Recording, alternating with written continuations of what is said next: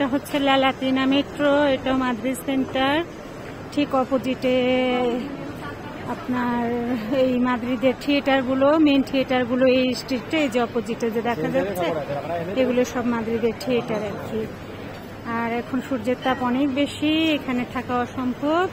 আর এই দেখেন টেরাস দেখা যাচ্ছে, এখানে বেশিরভাগই ফরেনার, বেশিরভাগ টেবিলেই ফরেনাররা আছে।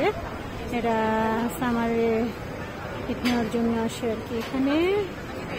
আর ওই তো দেখা যাচ্ছে এগুলো, এখানে ফ্লাওয়ার, এই ফ্লাওয়ার শপটা মনে হয় কোনো পাকিস্তানি মনে হচ্ছে।